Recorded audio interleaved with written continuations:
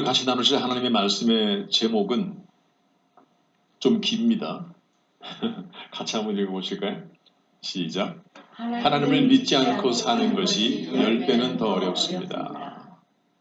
요즘 같은 세상에 누가 교회를 다니나? 요즘 같은 세상에 누가 예수를 믿나? 이렇게 말하는 사람들이 대부분이죠. 근데 그 사람들에게 제가 꼭 하고 싶은 말이 하나님을 믿지 않는 것이 10배는 더 어렵더라. 그 이유가 오늘 이제 함께 나눌 말씀인데요. 우리가 사람들에게 하나님에 대해서 말할 때에요. 우리가 이제 이렇게 말하죠. 우리가 적어도 나는 나를 만드신 분 정도는 알고 있어야 하지 않겠는가. 우리가 이 우주를 만드신 하나님이 계시다는 사실 정도는 알고 있어야 하지 않겠습니까? 이렇게 사람들에게 말하면은 사람들이 어떻게 말하죠? 아니 지금처럼 21세기 이 첨단 과학 시대에 무슨 하나님 같은 존재를 믿느냐? 이런 말 많이 들어봤습니다. 또 이제 우리가 이렇게 말할 수 있어요. 하나님이신 예수님께서 나와 당신의 죄 문제를 해결해 주시기 위해서 십자가에 죽으셨다는 사실이 인간에 의해 무시되는 것은 무척 위험한 일입니다. 이렇게 말하면 뭐라 그런다고요? 먹고 살기 바빠 죽겠는데 그런 황당한 신화를 믿을 시간이 어디 있느냐? 이렇게 말하죠. 제가 선교지에서 사람들에게 전도를 할 때나 말씀을 전할 때에도 조금 이렇게 학식이 있거나 좀 배웠다는 사람들이 더 그래요. 항상 이렇게 대답을 합니다. 그래서 저 사람 저렇게 멀쩡해 보이는데 지금 같은 세상에 아직도 예수를 얘기하고 성경을 얘기하고 노아 방주를 얘기하고 에덴 동산을 얘기하는가 참 안타깝구나 하는 그런 모습으로 쳐다보는 경우가 있었어요. 제가 교도소에 가서 매주 제가 말씀을 전했는데요. 평일날에는 교도소에 가서 말씀을 전할 때에도 어떤 수인이 저한테 그렇게 얘기하더라고요. 파스tor, 요즘 같은 세대에 컴퓨터로 뭐든지 다 하고 과학이 발달한 이 시대에 아직도 성경에 있는 내용들이 다 진짜라고 믿느냐 이렇게 그 교도소에 있는 수인도 잘 좀 답답해하는 그런 모습으로 바라보는 걸 봤습니다. 근데 그 사람들이 그렇게 반발을 하면서 무엇보다 꺼내는 말이 있죠. 뭐냐면은 과학적으로, 천문학적으로, 물리학적으로, 생물학적으로 지금 사람들이 얼마나 많은 내용들을 발견해서 성경의 내용이 잘못되었다라고 얘기하고 있는데 아직도 당신은 이런 부분들에 대해서 눈을 뜨지 못하고 있느냐 이렇게 말합니다.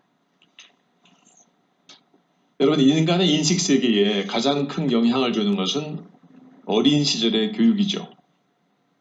우리가 학교 다니면서 계속 배웠던 것이 진화론이었어요. 원숭이가 차츰차츰 변해서 우리 인간이 되었다. 또 양서류가 파충류가 되고 또 포유류가 되고 이렇게 진화의 과정을 거쳐서 우리 인간이라는 고등동물이 만들어졌다. 지금도 교과서에는 그 내용이 나와요. 이제 많은 과학자들에 의해서 진화론이 잘못되었다는 것이 밝혀졌는데도 아직도 그 이야기가 교과서에 실려 있습니다. 그만큼 사단은 공중의 권세 잡은 자로 우리 가운데 아직도 그 능력을 발휘하고 있는 거예요. 우리가 보통 우주와 인간의 기원을 말할 때에 진화론을 말하고 창조론을 말합니다. 이 진화론은 여러분이 아시는 것처럼 어떤 생물의 집단이 여러 세대를 거쳐서 변화를 거듭하면서 그 특성이 바뀌고 새로운 종을 탄생시킨다는 그런 논리죠. 근데 무엇보다도 이 진화론에서 얘기하는 것은 우주와 우주 만물의 모든 것들과 생물의 기원은 우연히 만들어진 것이다. 우연히 시작되었다. 이렇게 말하는 거예요. 지금 현재 그동안에 우리가 배웠던 진화론이나 그걸 바탕으로 한 이론들은요. 이 우연이라는 단어와 연결된다. 우연히 생겨난 것이다. 어떤 특정한 목적이나 이유가 있는 것이 아니라 그냥 우연히 만들어진 것. 그러나 창조론은 우주 만물은 창조자의 목적에 의하여 그분의 설계에 의해서 만들어진 산물이다. 그래서 이 우연이라는 단어와 대치가 되는 설계라는 단어가 나옵니다. 성경 욥기서에도 이 설계라는 단어가 나와요. 내가 이 땅을 설계할 때에 너는 어디에 있었느냐. 하나님께서 욥에게 직접 이 말씀을 하셔요. 다시 말해서 지금 현재 21세기에요. 지식 설계론이라는 것이 사람들에 의해서 더 많이 설득되어지고 이해되어지고 있는 그런 논리들이 많이 나오고 있습니다. 지금 현재 사람들이 각자 그룹을 이루고 있죠. 상인들의 그룹, 비즈니스 하는 사람들의 그룹, 회사원들의 그룹, 정치인들의 그룹, 이런 많은 그룹들이 있는데요. 그 그룹들 중에서 거기에 사람들이 가서 말씀을 전하지 않아도 자연적으로 신앙인이 늘어나는 가장 큰 그룹이 뭐냐면요. 과학자들의 그룹이에요.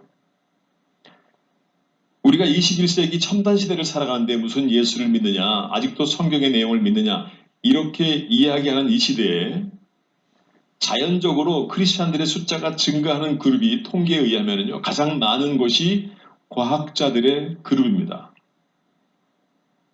그래서 오늘은 성경의 말씀들이 과학적으로도 정확하게 증명되고 있는 부분들을 조금 더 언급을 좀 하고 싶습니다. 그래서 우리가 막연하게 성경을 믿고 혹시 불안한 이가 믿고 그런 정도의 믿음이 아니라 지금 현재 사람들이 말하고 있는 과학과 인체공학과 물리학과 생물학과 이러한 것들도 성경에 나와 있는 내용들이 정확하게 과학에 의해서 증명되어지겠다는 사실이죠. 여러분, 하나님은 어떤 것들을 다 만드셔요. 창조하시죠. 과학자들은 그 창조한 내용 중에서 어떤 이론을 조금씩 발견해냅니다. 하나님은 많은 이치를 만드셨고 과학자들은 발견했고 그 발견한 이론을 가지고 발명가들은 발명을 하죠. 그래서 발명한 것들이 지금 우리가 누리고 있는 여러 가지 기구들입니다. 이 키보드나 마이크 시스템이나 히터나 이 프로젝터나 모든 것들은 발견한 이론들을 가지고 발명해낸 것들을 우리가 누리고 있는 거예요. 아인슈타인 같은 세계적인 인재, 영재도 그 무슨 상대성 이론이라는 작은 이론 하나 겨우 발견해가지고 지금 역사상 가장 똑똑한 사람이라는 인정을 지금도 받고 있잖아요. 하나님께서 만들어 놓은 많은 논리들, 이론들, 하나님은 철저하게 이론적이고 규칙적이고 질서의 하나님입니다. 우리가 우주 만물을 좀 공부해 보면요, 하나님이 얼마나 철저하게 설계하셨고 하나님의 설계와 하나님의 계획이 얼마나 정확한지 숫자 하나하나에도 하나님은 깊이 관여하고 있다는 사실을 우리가 정확하게 알게 되죠. 차라리 일반인들은 그것을 알 만한 기회가 많지 않아요. 각자 살아가는데 바쁘기 때문에. 그러나 과학자들이 각자의 분야에서 물리학을 전공하고 생물학을 전공하고 인체공학을 전공하고 천문학을 전공하는 사람들이 성경에 나와 있는 말씀 하나하나가 지금 와가지고 너무나 정확하다는 사실을 발견해내면서 본인들이 스스로 하나님을 인정하지 않고는 견딜 수 없는 그러한 과정을 계속 밟고 있다는 거죠.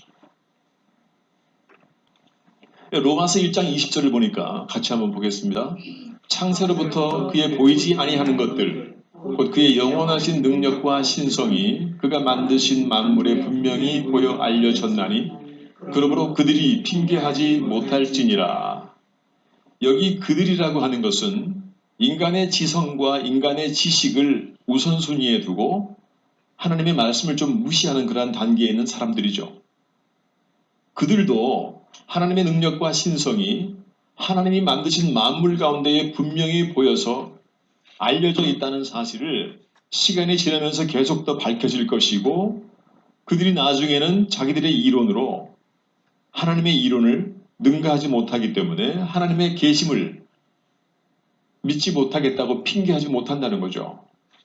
우리 이사야 40장 21절로 22절의 말씀을 같이 한번 다시 읽도록하겠습니다. 너희가 알지 못하였느냐? 너희가 듣지 못하였느냐? 태초부터 너희에게 전하지 아니하였느냐? 땅의 기초가 창조될 때부터 너희가 깨닫지 못하였느냐?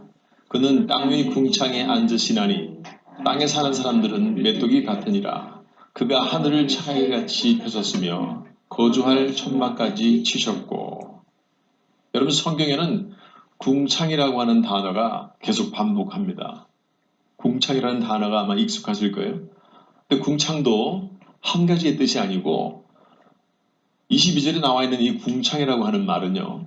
원어 성경을 그대로 가장 잘 번역한 킹제임스 버전을 통해서 보면은 The Circle of the Earth라고 해서 지구의 둥근 지구를 말하는 거예요. 궁창 자체가 둥그런 지구라는 뜻입니다.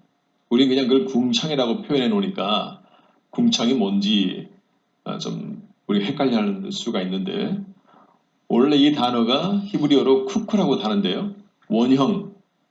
원형이지만 둥그런 원형을 말하는 거예요. 보통 우리가 뭐 1차원, 2차원, 3차원 이런 말을 많이 하죠.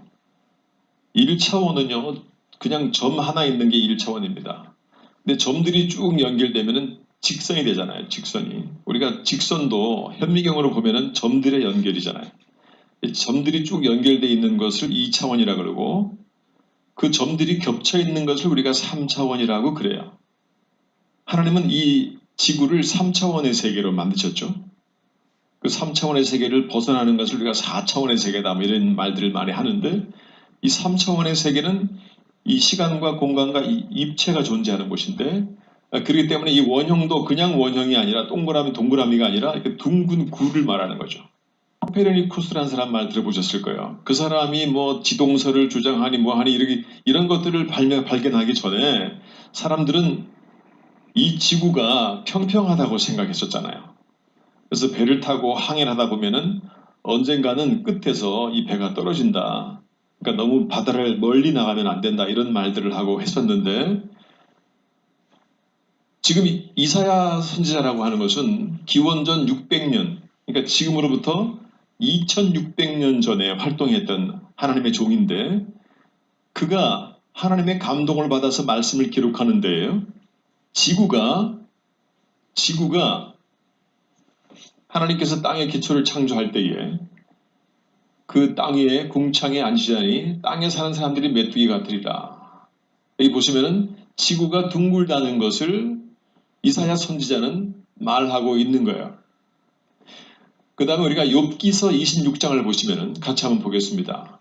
그는 북편 하늘을 허공에 펴시며 땅을 공간에 다시며 이 땅은 지구를 말하죠. 지구를 공간에 달았다. 이 우주 중간에다가 지구를 달아놓은 거잖아요. 우리가 지금 와서 발견한 것은 우리가 우주 시대를 살아가면서 달나라를 가고 다른 행성을 향해서 가는 그런 첨단 과학 시대에 우리 지구가 우주에 이렇게 덩그러니 달려있다는 사실을 우리가 압니다.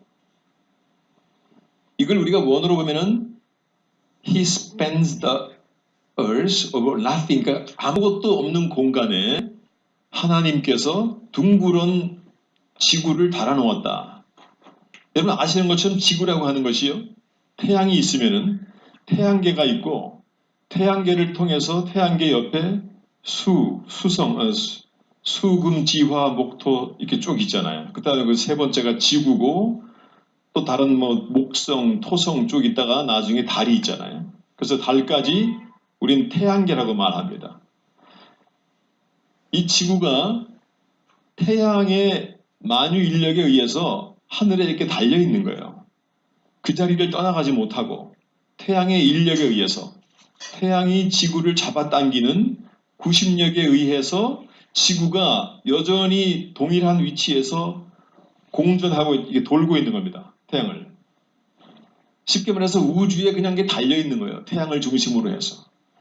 성경은 우리에게 지구가 어떤 모양으로 만들어져 있으며 존재하고 있는지를 3000년 전에 기록된 성경의 내용이 이런 것들을 정확히 말하고 있는 것을 보면서 과학자들은 하나둘 성경의 내용들이 너무나 집요하게 과학적으로 정확하다는 사실을 깨닫게 되면서 사람들은 오히려 하나님을 영접하게 되고 오히려 과학자들이 숫자가 크리스찬들이 늘어나는 그룹으로 가장 많다는 통계가 나와 있어요. 여러분 골딜락스라는 존이 있어요.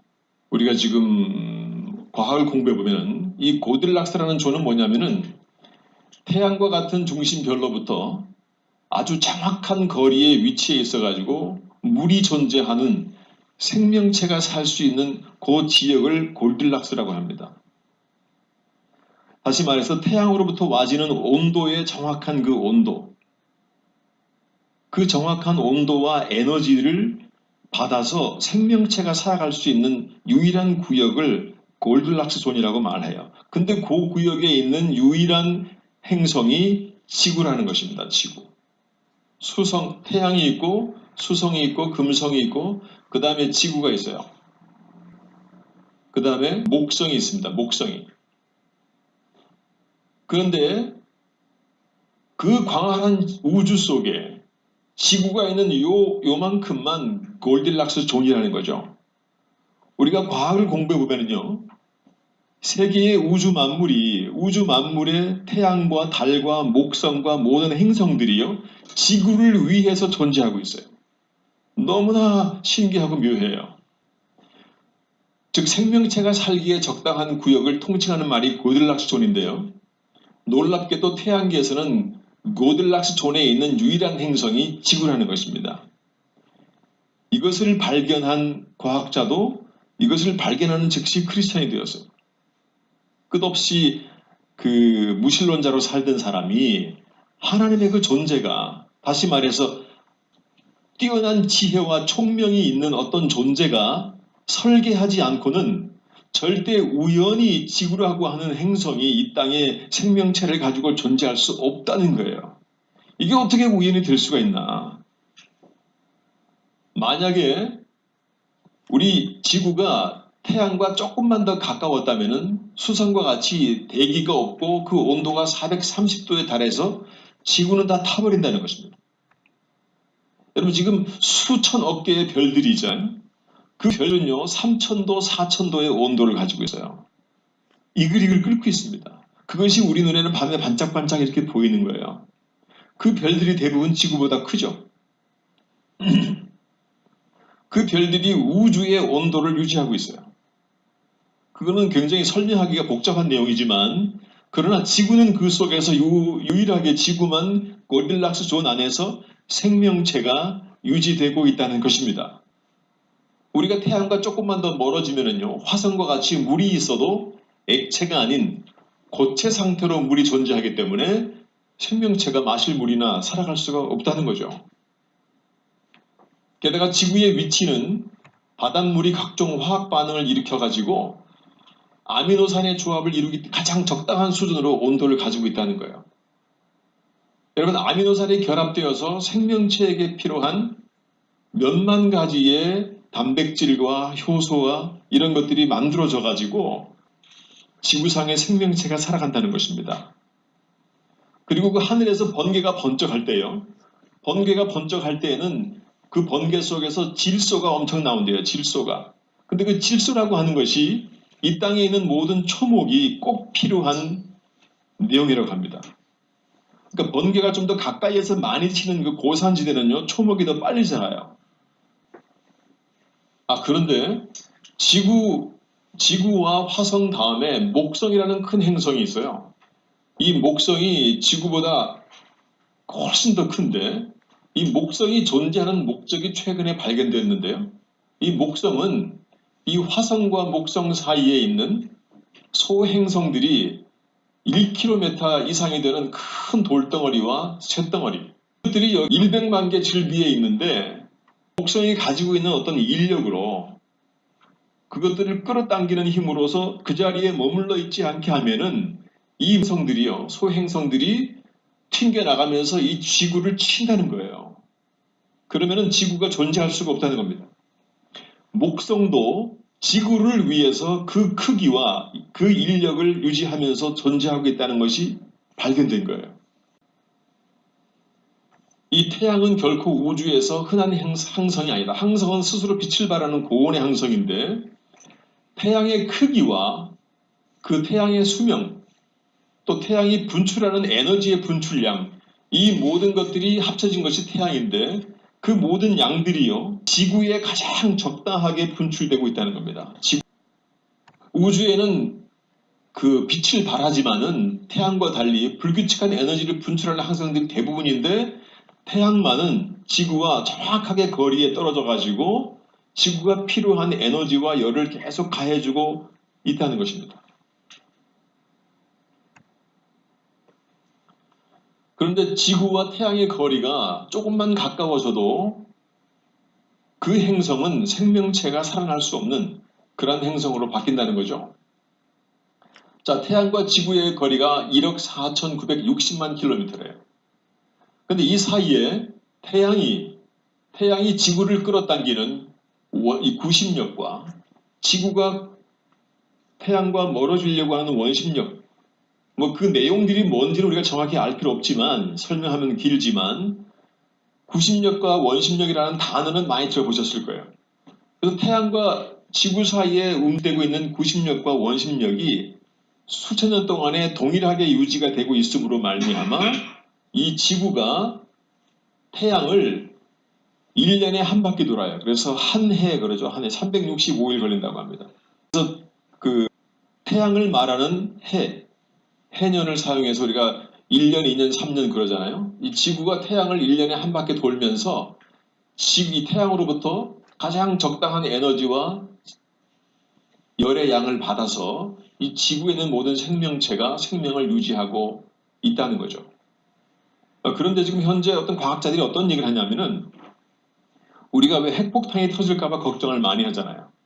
그 핵폭탄의 위력이 얼마나 큰가 하면은 지구 한쪽 기퉁이에서 핵폭탄이 터지면은 지구가 뭐 과거의 원자폭탄과 비교가 되지 않을 만큼의 큰 진동을 일으킨다는 거예요. 그 진동을 일으키면은 지구와 태양 사이에 유지되고 있던 적당한 구심력과 원심력이 조금이라도 차이가 나게 되면은 이 지구가 태양과 조금 가까워지게 되면요. 다시 말해서 태양이 지구를 끌어당기는 구심력이 조금이라도 더 커지게 되면은 이 지구가 조금씩 태양과 가까워진다는 겁니다.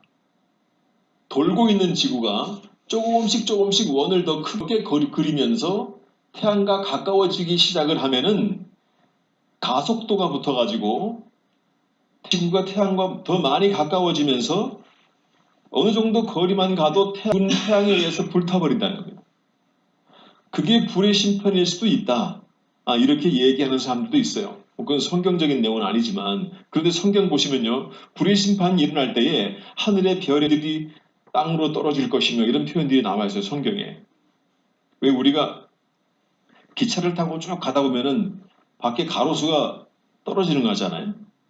그런 것처럼 지구가 그 속도를 빨리 하면서 돌다 보면은 구심력이 커져 가지고 공전이 속도가 빨라져서 조금씩 태양과 가까워지면서 가속도가 붙어가지고 빨리 돌다 보면은 다른 별들이 떨어지는 것처럼 보일 수도 있다. 이것이 이제 또 과학자들이 말하고 있는 불의 심판에 대한 새로운 어떤 논리이기도 합니다. 그러나 그것은 정확히 성경이 말하고 있지 않는 내용이기 때문에 그럴 것이다라고 얘기하면 안 되죠. 그런 논리가 있다는 겁니다. 좀 일리가 있는 말이기는 하지요. 그래서 오직 이 거리에 위치한 지구만이 정확하게 1억 4,960만 킬로미터에 위치한 지구만이 태양으로부터 생명체가 유지시킬 수 있는 에너지의 적당량을 받고 있다는 거예요. 이 지구보다 더 크고 더 작고 많은 행성들이 있지만 그 행성들에는 생물체가 살아갈 수 없는 이유는 여기에 있다는 겁니다. 여러분, 지구가 태양을 돌고 있고 달이 지구를 돌고 있죠. 그러니까 태양이 있고 지구가 있고 달이 있습니다. 그래서 태양과 지구 사이에 수성, 목성, 토성, 명왕성 이렇게 쭉 다른 행성들이 있어요. 그러나 태양과 지구와 달 이렇게 생각했을 때에 달이 지구를 한 달에 한 바퀴를 돕니다. 지구가 태양을 1년에 한 바퀴 돌고 그래서 우리가 달을 기준으로 해가지고 우리가 한 달, 두 달, 세 달 그러잖아요. 그리고 우리가 월, 화, 수, 목, 금 하는 것도 화성, 목성, 토성 이렇게 쭉 지구와 가까이에 있는 그 행성들의 순서에 따라서 우리가 월, 화, 수, 목, 금, 토를 나눈 건데 그 대신에 일요일은 태양, 월요일은 달이죠. 그래서 한 달에 한 번씩 적당한 거리에서 적당한 구심력과 원심력을 이용해서 달이 지구를 돌고 있고, 그 다음에 지구는 1년에 한 번씩 태양을 돌고 있으면서 지구가 필요한 에너지와 어두움과 빛과 모든 것들을 공급한다는 것입니다. 그러니까 태양과 달이 지구를 위해서 존재하고 있다는 거예요. 너무나 기가 막히고 신묘막측하잖아요. 시편에 다윗이 말한 것처럼 하나님의 진리와 하나님의 지혜와 총명은 신묘막측하다는 표현이 더 이상의 다른 표현이 없을 만큼 정확한 표현이라고 생각이 됩니다. 근데 그 달의 크기가요, 지금보다 작았다면은 지구의 자전을 방해하는 요인이 돼가지고 지구가 생존하는 데 어려움을 준다는 거예요. 이 자전이라고 하는 것은요, 어떤 행성체가 스스로 도는 건 그 자리에서 도는 것. 공전은 다른 행성을 도는 것. 자전과 공전이 정확하게 질서를 유지하면서 움직이고 있기 때문에 다른 행성과 부딪히지 아니하고 생명체가 이 수천 년 동안에 살아갈 수가 있다는 겁니다. 만약에 달이 조금만 그 자전의 속도가 바뀐다고 해도 누적되어 있던 커다란 기상 변화가 초래하게 되고 대재난이 지구에 오게 되고 모든 생명체가 이미 멸종되었을 거라는 거예요. 여러분, 달이 없어지면은 먼저 지구 자전에 문제가 생겨서 달의 중력이 안정적으로 붙잡고 있기 때문에 달이 사라지면은 지구의 자전축은 마치 쓰러지기 직전의 팽이처럼 요동치게 되고, 밀물 썰물이 사라지는 것도 가장 큰 변화고, 다양한 생물이 살고 있는 갯벌이 말라 없어지기 때문에 조력 발전도 불가능해진다. 모든 생태계가 달이 가장 적당한 속도로 이렇게 돌고 있고, 또 적당한 속도로 지구를 돌고 있고, 태양 옆을 지나다니고 있고, 그러기 때문에, 그리고 달은요, 우리가 이게 지구에서 천체 망원경으로 달을 보면은 항상 달은 한 면밖에 안 보입니다. 저 뒤쪽 면은 안 보여요. 그것도 다 과학적으로 이유가 있다고 합니다. 지구가 항상 달을 볼 때는요, 이쪽 면에 가면은 좀 들쑥날쑥한 돌출된 부분들이 많다는데, 항상 달의 모양은 이렇게만 보여서, 왜 달 속에서 토끼가 방아를 찍고 있다 이런 모양, 각 나라마다 그걸 해석하는 방법이 다른데, 뭐 그건 그들이 만들어낸 동화니까 중요한 얘기는 아니고, 왜 그런가 하면은 달의 위치가 지구에서 각 나라에서 봤을 때에 항상 한쪽 면밖에 안 보인다는 거예요. 왜냐하면은 달이 돌고 있잖아요. 돌고 있으면 우리가 뒷면도 볼 수 있을 것 같은데, 달의 자전의 속도와 지구가 태양을 돌고 있는 공전의 속도와 또 달이 지구를 돌고 있는 공전의 속도가 정확하게 맞기 때문에 한쪽 면밖에 볼 수밖에 없도록 하나님이 그렇게 만들어 놓았다는 거예요. 그런데 아직까지 왜 한쪽 면밖에 안 보이는지는 밝혀내지 못했어요. 그런 것들 때문에 분명히 이것을 설계하신 하나님은 정확한 이유가 있을 것이다. 사람들은, 과학자들이 하는 일은요, 하나님이 만들어 놓은 수억 개의 논리와 이론과 질서 속에서 조금씩 그냥 발견하는 거죠. 과학자들은 절대 창조가 가능하지 않습니다. 창조는 하나님이 하시는 것이고, 우리 인간은 그걸 조금씩 발견해서 그 발견한 이론을 가지고 뭐 질량 보존의 법칙이다 이런 법칙을 이용해서 폭탄을 만들고 그러잖아요. 우리 인간은 그렇게 법칙을 조금씩 발견해가지고 자기들이 필요한 것들을 만드는 것뿐입니다. 여러분, 창세기에 보니까 1장 16절에는 달에 대해서 이렇게 말하고 있어요. 같이 한번 보실까요? 하나님이 두 큰 광명체를 만드사 큰 광명체로 낮을 주관하게 하시고 작은 광명체로 밤을 주관하게 하시며 또 별들을 만드시고 낮과 밤을 주관하게 하시고 빛과 어둠을 나누게 하시니 하나님이 보시기에 좋았더라. 여러분, 달은 시간과 계절을 나타내죠.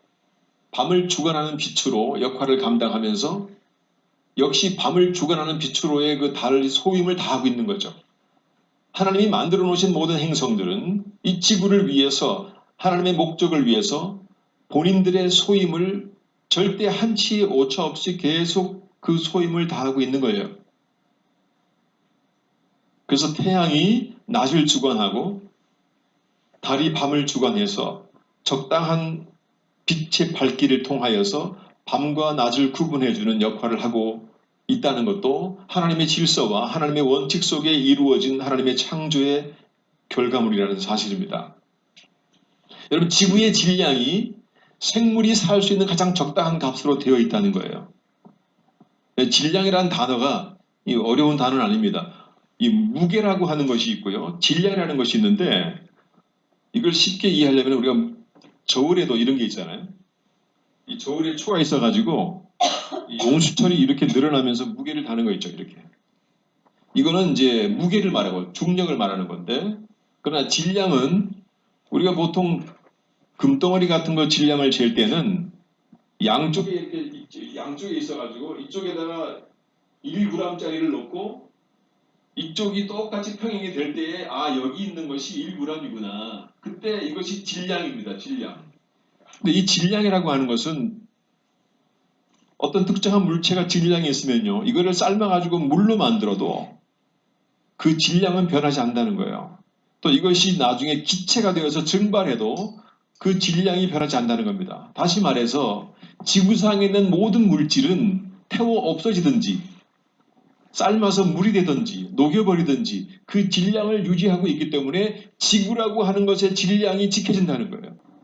근데 지구의 질량이 정확하게 유지가 되지 않으면은 원심력과 부심력 중에 어떤 것 하나가 커지겠죠. 지구가 더 무거워지거나 지구가 가부해지기 때문에. 그러나 질량 보존의 법칙에 의해서 지구에 있는 모든 것들은 무게는 각각 다르지만은 그 모든 물체는 조그마든 크든 간에 그것이 고체가 되든 기체가 되든 액체가 되든 관계없이 그 질량이 지켜지기 때문에 지구의 무게와 지구의 질량이 항상 이 수천 년 동안에 똑같이 유지가 되어서 정확한 속도와 정확한 무게로 질량으로 태양과 달 사이를 공존하고 있다는 것입니다. 만약 지구의 질량이 지금보다 작았다면 중력이 적어서 화성과 비슷한 상태가 된다는 거예요. 질량이 더 커지면 목성처럼 엄청난 중력과 압력으로 생명체가 살 수 없는 환경이 된다는 것입니다. 즉 지구는 생명체가 살아가기에 가장 적당한 질량을 가졌다는 그러한 논리가 성립이 되는 거죠. 마치 누군가가 정확하게 계산해 둔 것처럼 이 모든 것들이 우연히 생겨날 가능성은 전혀 없는 거예요. 진화론자들은 우연히 생겨났다. 여러분, 공중에 권세 잡은 사단이 지금 사람들의 지식과 지성을 꽉 잡고 있으면서 아직도 학교는 진화론을 가리키고 있다니까요. 제가 서대문구에 있는 어떤 과학박물관을 갔더니 큰 벽에 엄청 커요. 아직도 원숭이로부터 고릴라로 쭉 변하는 모습이 그려져 있는 거예요. 그런데 진화론이 잘못된 것이 왜 증명됐냐면요. 진화론의 가장 큰 문제는 조그마한 쥐가 박쥐가 된다 그러잖아요. 날아다니는 박쥐가. 근데 원래 성경에는요. 각양각색으로 각종의 생물체는 하나님이 각기 만들었다 그랬어요. 그게 창조론입니다. 근데 진화론은 어떤 하나의 것이 점점 변해져 가지고 그러니까 그 대표적인 게 쥐가 박쥐가 되는 거예요. 근데 진화론이 맞으려면은 쥐가 박쥐가 되는 과정에서 쥐가 어느 날 갑자기 박쥐가 탁 되는 게 아니잖아요. 중간 과정이 많지 않겠습니까? 근데 중간 과정에 있는 화석은 전혀 발견되지 않는다는 거예요. 쥐의 화석은 발견돼요. 박쥐의 화석은 발견되는데 그런데 중간 과정의 화석이 더 많아야겠죠. 근데 중간 과정의 화석은 지금까지 전혀 발견하지 못하기 때문에 진화론, 중간 과정을 거쳐서 변화되었다는 논리는 잘못되었다고 이미 과학자들은 말하고 있어요. 근데 고집스럽게 그걸 주장하는 사람들이 아직도 있지요. 여러분, 프린스턴 대학의 신학의 아버지였던 찰스 차치라는 사람이 무슨 말을 했냐면은 당신들이 하나님의 계심이 믿어지지 않으면은 독수리의 눈을 봐라 그랬어요. 이 말은 무슨 말인가 하면요. 우리가 보통 카메라를 분해하면 이렇게 생겼어요. 카메라. 우리가 사용하는 조그마한 카메라 있잖아요. 카메라를 분해하면은 이렇게 수백 개의 재료들이 있습니다. 이 중에 몇 개만 빠져도 카메라는 작동하지 않죠.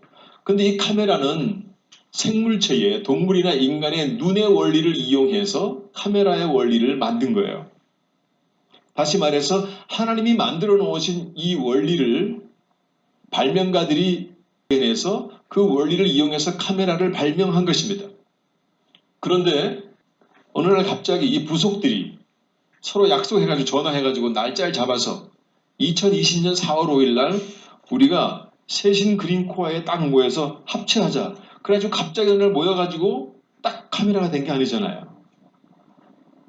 이 카메라가 눈의 원리를 이용해서 만들어졌지만 카메라의 이 부속은요, 눈의 부속과 비교하면은 수천분의 1이라는 거예요. 수천분의 1. 이 눈이 가지고 있는 여러 가지 눈이 뭔가를 볼 수 있는 역할을 하기 위해서 이 속에서 움직이는 메커니즘은 수천 가지의 논리가 거기에 적용된다는 것입니다. 근데 이것보다 수천 배나 더 복잡한 눈은 우연히 만들어졌다고 말하고 카메라는 누군가 만든 사람이 있어서 만들어졌다면 그게 얼마나 어리석은 논리인가요? 욥기 38장 32절을 보겠습니다. 시작. 내가 묘성을 메어 떨기되게 하겠느냐? 삼성의 띠를 풀겠느냐? 여러분 욥이 세 친구와 이 논쟁을 벌이잖아요. 욥의 세 친구가 욥을 위로하기 위해서 찾아와요. 찾아와가지고 야, 네가 왜 이렇게 됐는지 알아? 네가 죄가 많아서 그래. 죄를 회개해야 돼 하면서 논쟁을 벌여요. 세 친구가 욥이 당하는 여러 가지 어려움에 대해서 나름대로 이론을 가지고 해석을 해줍니다. 막 논쟁을 벌일 때에 하나님께서 욥에게 말씀하셔요. 너희들이 논쟁하는 것을 보니까 내가 참 가당치가 않구나. 너희가 묘성을 메어 떨기되게 하겠으며 삼성의 띠를 풀게 되냐 이렇게 말씀하셔요. 여러분 욥기서에서 이 말씀이 기억나시네? 내가 묘성을 메어 떨기되게 하겠느냐? 삼성의 띠를 풀겠느냐?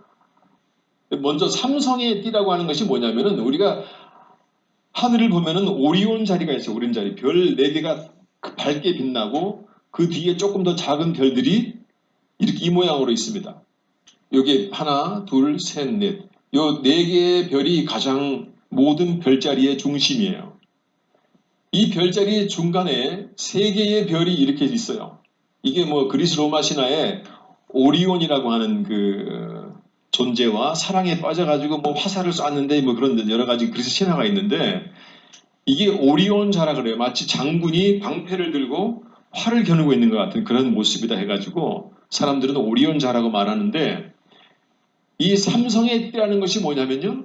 장군의 허리띠. 장군의 허리띠 3개의 별, 삼성. 3개의 별. 4개의 별 중간에 있는 이 3개의 별이 장군의 허리띠다 그래가지고 보통 이걸 삼성의 띠라 그랬어요. 그러니까 서로 연결되어 있다고 생각하고 있는 거죠. 너희가 너희의 능력으로 이 삼성의 띠를 허리띠를 풀겠느냐? 그리고 묘성을 메어 떨기되게 하겠느냐? 여기 떨기라고 하는 것은 마인드란 단어예요. 묵다 뜻입니다. 묵다. 이게 한국말 성경은 너무 어렵게 번역이 되어 있어가지고 자꾸 읽어도 이해가 안 가는 부분들이 너무 많아요. 이게 좀 답답한 부분이 있는데 내가 묘성을 메어 떨기 묘성이라고 하는 것이 뭐냐면은 이 플레이아데스라고 해서 킹제임스 버전은 정확하게 이 플레이아데스라고 번역을 해놨어요. 이게 뭐냐면 오리온 자리에서 쭉 가면은 여기에 성단, 별들의 집단이 있어요.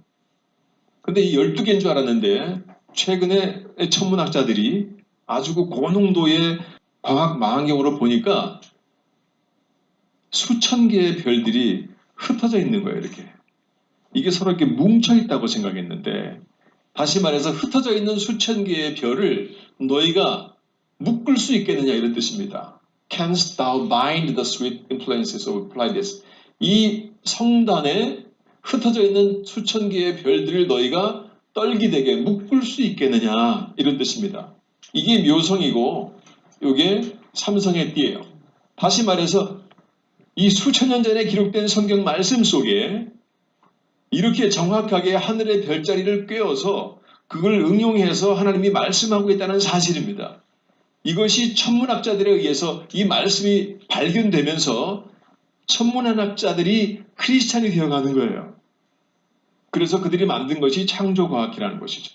지금 각 나라마다 창조과학회 멤버들이 쑥쑥쑥 늘어난다는 거예요. 다시 말해서 자연적으로 크리스찬의 숫자가 증가하는 그룹이 과학자들의 그룹이라는 거죠. 상당히 중요한 내용입니다. 욥기 38장 1절로 6절을 같이 한번 보겠습니다. 그때 여호와께서 폭풍우 가운데서 욥에게 말씀하여 이르시되 무지한 말로 생각을 어둡게 하는 자가 누구냐? 너는 대장부처럼 허리를 묶고 내가 내게 묻는 것을 대답할지니라. 내가 땅에 기초를 놓을 때에 내가 어디 있었느냐? 내가 깨달아 알았거든 말할지니라. 누가 그것에 도량법을 정하였는지. 계속 읽어. 누가부터 시작. 누가 그것에 도량법을 정하였는지. 누가 그 줄을 그것을 위에 띄었는지 내가 아느냐. 그것의 주체는 무엇을 위해 세웠으며 그 모퉁이 돌을 누가 놓았느냐. 근데 이 내용이요, 이 세번역 성경에 조금 더 쉽게 잘 번역이 되어 있습니다. 다시 한번 보겠습니다. 시작. 그때 주님께서 요셉에게 폭풍이 몰아치는 가운데 대답하셨다. 내가 누구이기를 묻고 헛된 말로 내 지혜를 의심하느냐. 이제 허리를 동이고 대장부답게 일어서서 묻는 말에 대답해보라. 내가 땅에 기초를 놓을 때에 내가 거기에 있기라도 하였느냐. 내가 그처럼 많이 알면 내 물음에 대답해 보아라. 누가 이 땅을 설계하였는지 너는 아느냐. 누가 그 위에 측량줄을 띄었는지 너는 아느냐. 무엇이 땅을 버티는 기둥을 잡고 있느냐. 누가 땅에 기초돌을 놓았느냐. 여러분, 히브리어 성경 보시면 이 기둥이라고 하는 단어가 어떤 인력을 의미해요. 인력을. 그러니까 이런 딱딱한 기둥이 아니라 지구를 붙잡고 있는 어떤 인력을 하나의 기둥이라고 얘기하고 있는 것입니다. 다시 말해 성경은 과학자들이 욥이 기록한 이 욥기서의 내용을 보면서요, 놀라는 거예요. 누가 이 땅을 설계하였는지 너는 아느냐. 누가 그 위에 측량줄을 띄었는지 너는 아느냐.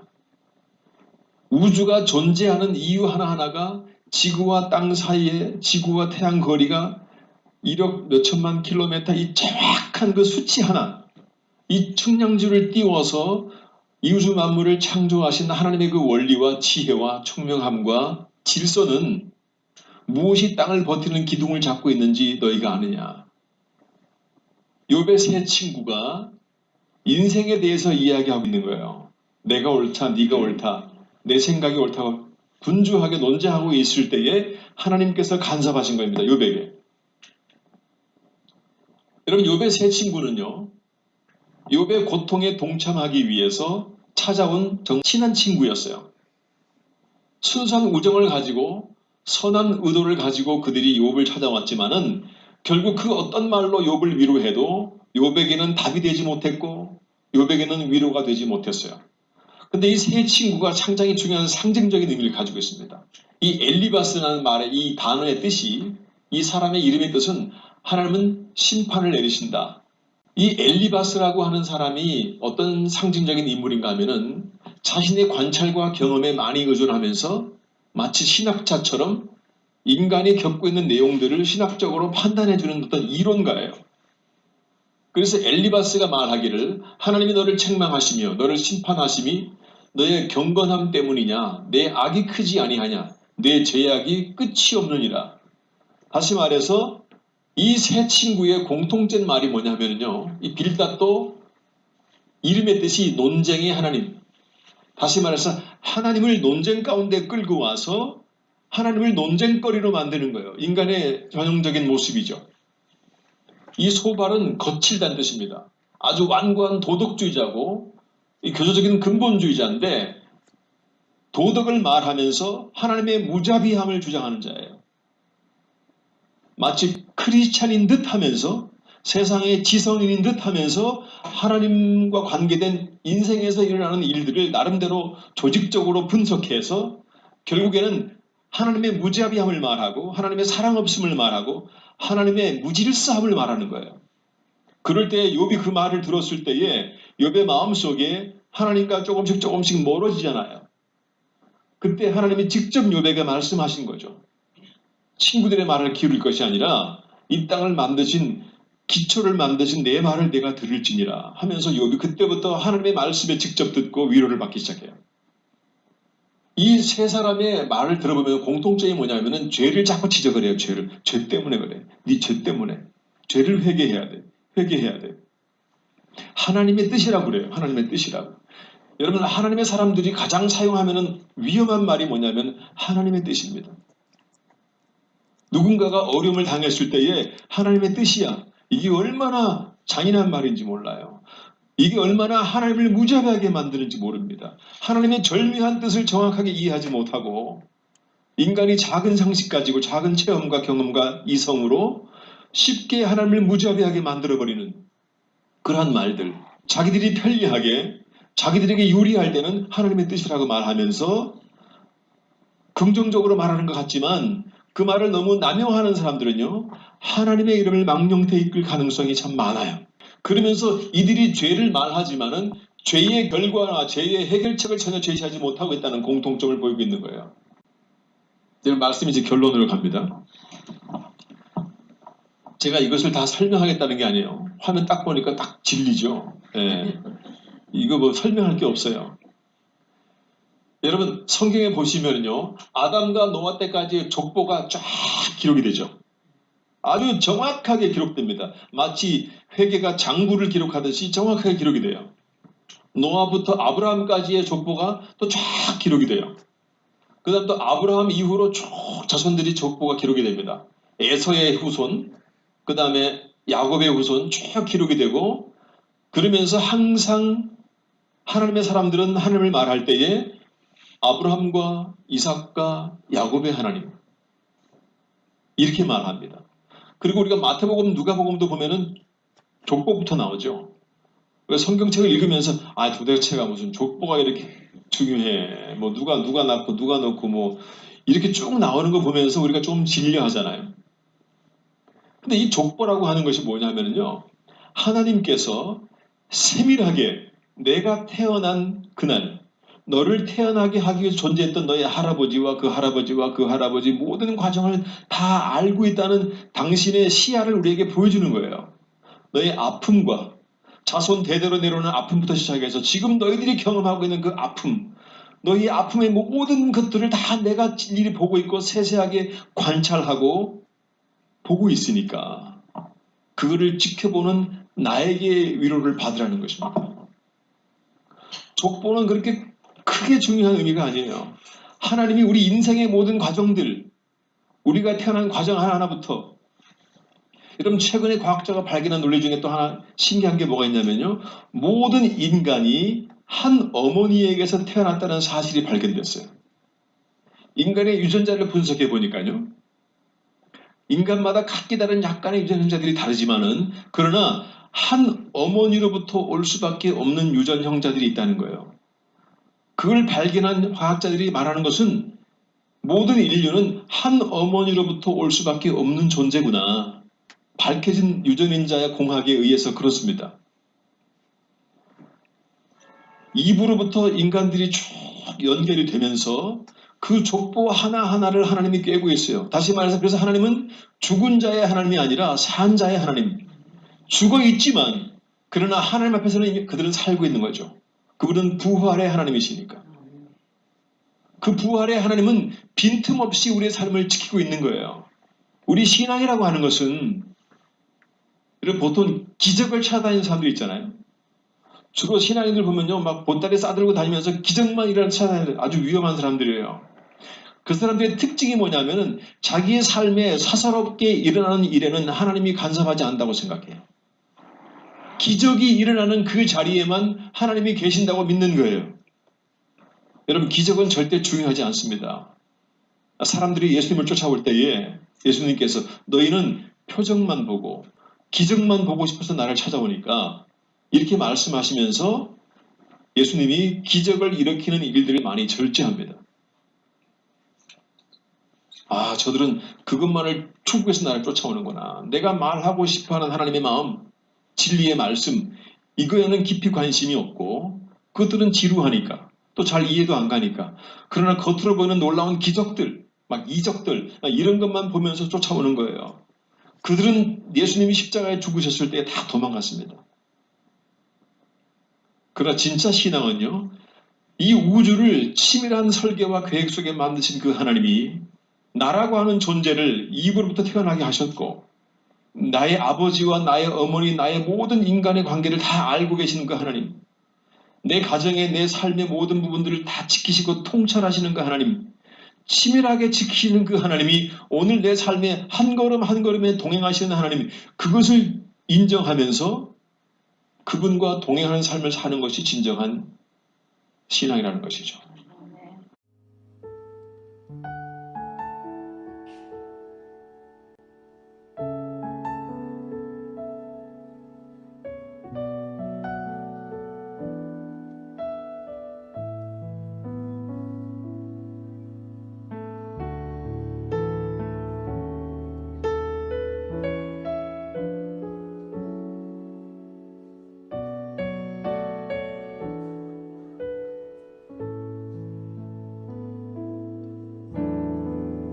나의 영혼이 잠잠히 하나님만 바라며 나의 구원이 그에게서 나누도다. 나의 영혼아 잠잠히 하나님만 바라라. 나의 소망이